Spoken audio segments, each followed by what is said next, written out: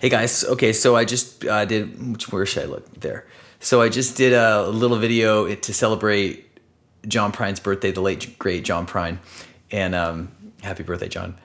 And I thought, well, there's like a little tiny half guitar solo in there, and well, I thought that would be fun to break that down for a second for the guitar players out there. And as is the case with most of my playing, it comes out of a very simple approach inspired by Mississippi John Hurt and Elizabeth Cotton and that Piedmont style of finger picking, where the basic idea is that your thumb is going the whole time. It's carrying that beat, and it's a heavily syncopated approach to playing guitar, which I like a lot. I got to keep remembering to look right there. Okay. So the way that that solo happens is it's a very simple thing that happens out of the G position. You can play G this way, nice open way. You can play this way, or you leave that B string nice and open, or you can play it this way. And that's what I'm doing here, because you can get this. Cool, huh? So the idea is very simple. It's just this.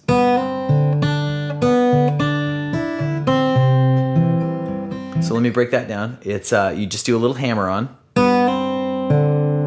So you're putting it in between. That hammer happens between the thumb notes right there.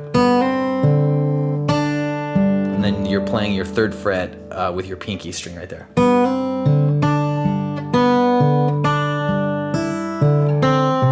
So most of those melody notes are happening in between. They're happening in the syncopated way. So they're happening between the strong beats of the thumb. So there was one, and then in between, in between, in between, in between, in between. So the whole melody is syncopated. And that's what gives it that nice floating quality. And then the second part comes out of a D7 fretting. So I'm playing my F sharp of the D in with my thumb, which you should not do, but is very effective in this style of guitar playing. And there you're gonna just fret the A string, A note, which is the second fret of the G string, with your middle finger there. So that's where you're gonna start, and then instead of a hammer on, you're just gonna go.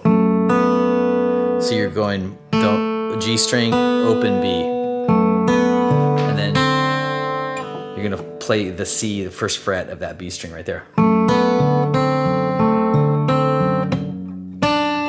Next note is the pinky on the third fret of the B string, which would be a D.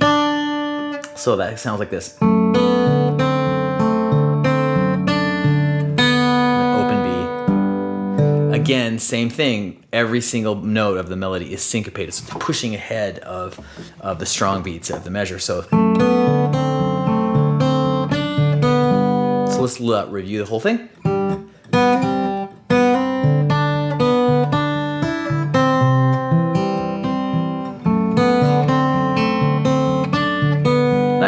Repeats, and then this little variation, you're going to play the high G, F sharp, open E string, but same thing, syncopated. So and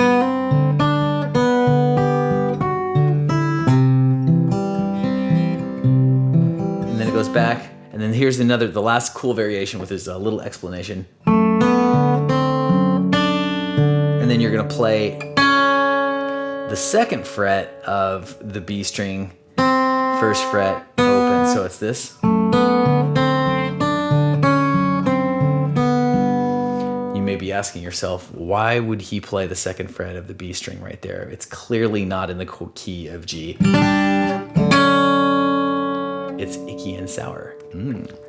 Also tasty to some palates.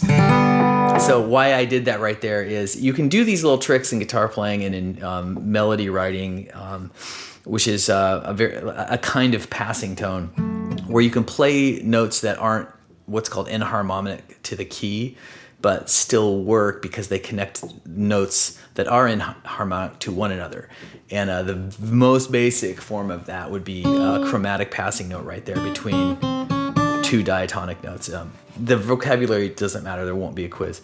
But why that sounds nice, and this was a taste thing for me. I just made this little solo up for the song I just posted. And I put that in there because A, it was very simple, aka easy. B, it did a nice job of connecting to adjacent melody notes. And C, the sourness of that passing note echoes the sourness of Sabu and his experience touring in the Great Midwest all by himself, lonesome. There's something just bitter about that, and it happens so fast that unless you're paying attention, you don't really notice it you don't notice it outright. It doesn't grab your attention, but you do feel it. So that's why that's in there. Let me play that second half just so you can kind of feel it for yourself. Okay.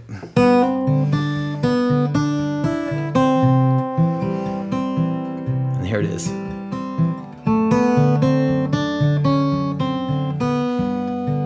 You feel that? That's your guitar lesson for the day. Happy birthday, John Prine.